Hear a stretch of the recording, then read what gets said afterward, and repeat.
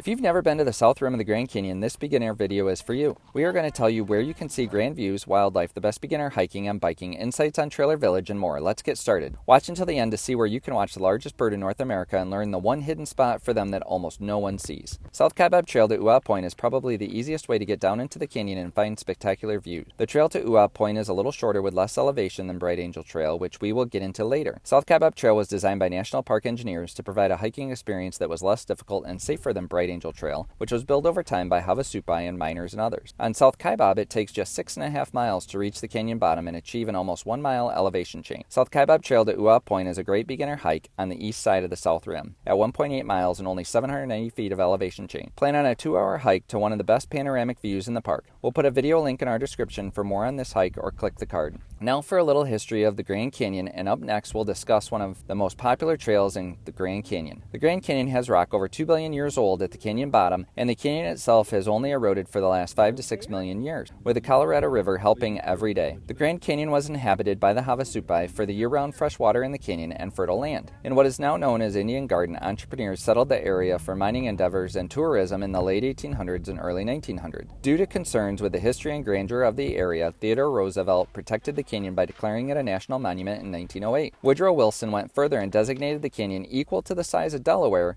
a national park in 1919. We have more facts about the Grand Canyon in our Grand Canyon playlist. We'll put a link in the description. Now for the canyon trail that has been used for centuries, and coming up later, some of the best casual biking in the United States. Bright Angel to the 1.5 mile Resthouse provides a completely different view of the Grand Canyon. Here bikers can see grand views of the canyon, including Plateau Point. If you only go to the 1.5 mile Resthouse, you will not see the Colorado River, but you will get to enjoy the 2 tunnels.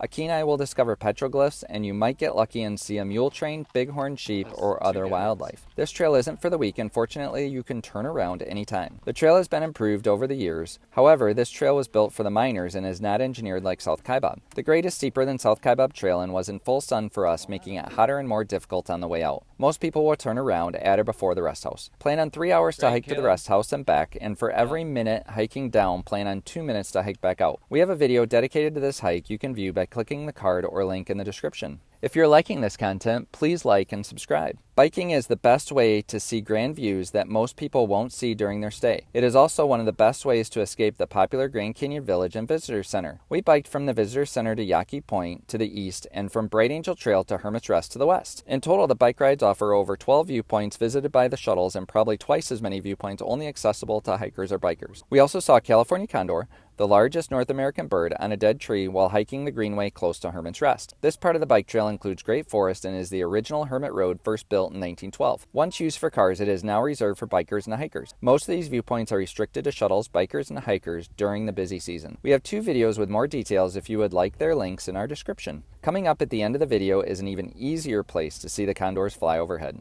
Trailer Village was our home base at the Grand Canyon. If this doesn't interest you, skip to the next chapter to learn about the South Rim Trail. Trailer Village is the only campground with full hookups in Grand Canyon National Park. There is a newer section and older section that we detailed in our campground review. Again, there is a link in our description. There are subtle differences that may be important to you. We appreciated being able to prepare food in our RV instead of waiting in line at restaurants in the park. The bike trails hook up to Trailer Village and Mather Campground, making it easy to bike the rim from your campsite, and dogs find the campground inviting and full of places to explore during walks. Additionally, the elk visited daily, so be mindful of your surroundings as you never know what you will discover. The South Rim Trail at Grand Canyon National Park connects the area from Hermit's Rest to South Kaibab Trailhead and everything in between. This asphalt paved trail is great for grabbing a coffee and watching the canyon as the sun comes up. Dogs are welcome with a 6-foot leash on the South Rim Trail too. We noticed in the village and by the visitor center it can get crowded. The more you walk towards Hermit Rest or Ooh Aah Point, the less busy it becomes. We found the best place to find California condors are soaring over the trees at the visitor center. Now that you are ready for details,